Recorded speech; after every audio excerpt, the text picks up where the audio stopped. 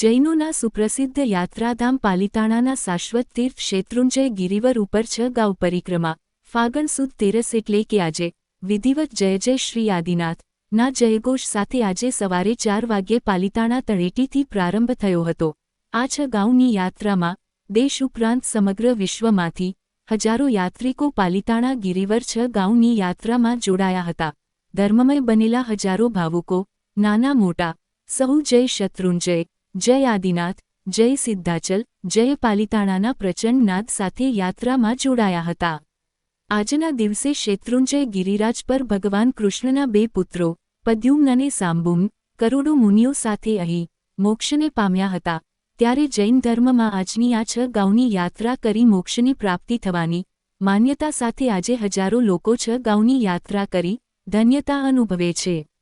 આજની આ 6 ગાઉની યાત્રામાં દેશ ઉપરાંત વિદેશમાંથી 80 થી 90 હજાર લોકો શ્રાવક શ્રાવિકાઓ સાધુ ભવંતો સાધ્વીજી ભગવંતો બહોળી સંખ્યામાં જોડાયા હતા। તેમજ સિદ્ધવડ ખાતે પાલમાં 70,000 કરતાં વધુ યાત્રિકો અને સ્થાનિકો આવ્યા અને આ 6 ગાવની યાત્રા પૂર્ણ કરી હતી। 6 ગાઉની યાત્રાની શરૂઆત શત્રુંજય તીર્થની તળેટીએથી શરૂ થઈ આદપુર તળેટી પૂર્ણ થાય છે, જ્યાં પાલમાં દરેક યાત્રિકોની દૂધ અને પાણીથી જમણા પગનું અંગૂઠો ધોઈ કુમકુમનું તિલક કરી સંઘ પૂજન કરવામાં આવે છે। આદપુર તળેટી ખાતે 96 પાલની વ્યવસ્થા કરવામાં આવી હતી, જેમાં ફ્રૂટથી શરૂ કરીને અનેક વાનગીઓ પીરસવામાં આવે છે।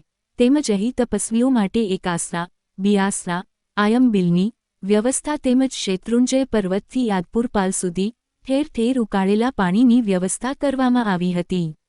વહીવટી તંત્ર અને શેઠ આનંદજી કલ્યાણજી પેઢી દ્વારા યાત્રામાં યાત્રિકોની સુવિધા તથા ટ્રાફિક નિયમન માટે સુંદર વ્યવસ્થાઓ ગોઠવાઈ હતી।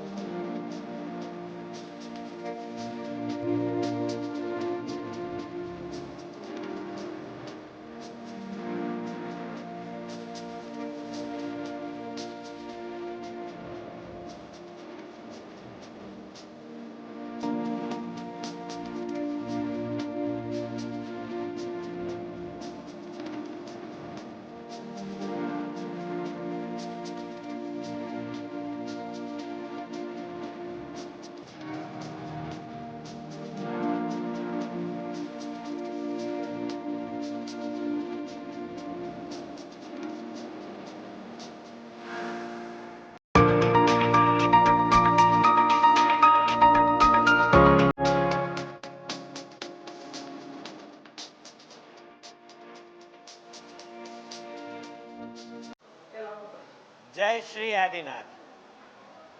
મારું નામ શ્રીપાળ રસિકલાલ શાહ, શેઠ આણંદજી કલ્યાણજી પેઢી, પાલીતાણા, વહીવટદાર ટ્રસ્ટી. ફાગણ મહિનાની ઋતુ ફૂર બહારમાં છે. આપ સૌ જોઈ રહ્યા છો, લાખો યાત્રિકો આજે ફાગણ સુદ તેરસની ફેરી કરી રહ્યા છે. ફેરી શબ્દ વ્યાપારી માટે વ્યાપારની ફેરી, કારીગર માટે કારીગરની ફેરી, રાજનેતાઓ માટે પોલિટિક્સની ફેરી, પણ આ ફેરી ભવ ઓછા કરવાની ફેરી છે. તેરસનો દિવસ છે.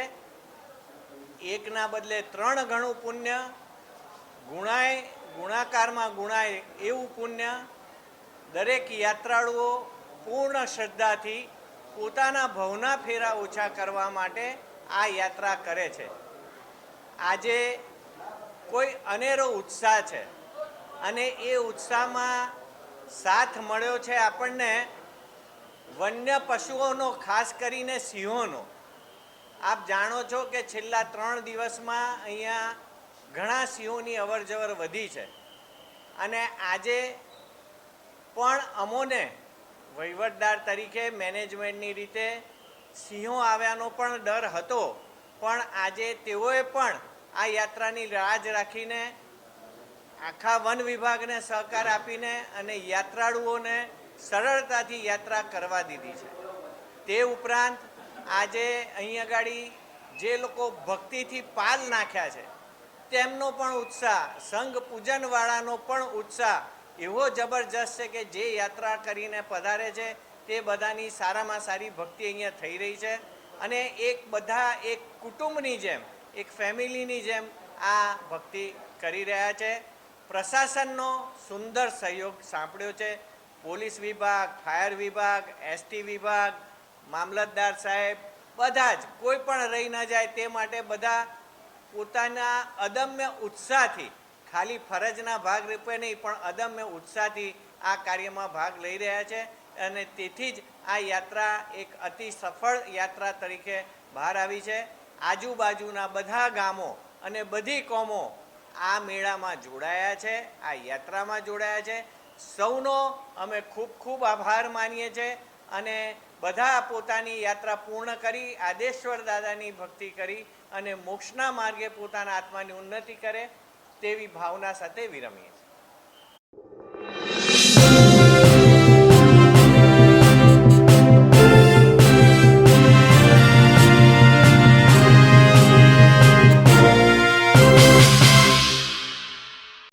સમાજ માટે, સત્ય માટે, સત્યપૂર્ણ સમાચાર પ્રસારણ આપના મોબાઈલ પર તરત જ લાઈક કરો, શેર કરો અને સબસ્ક્રાઈબ પણ કરો. અને હા, ઘંટડી વગાડવાનું ન ભૂલશો. આભાર.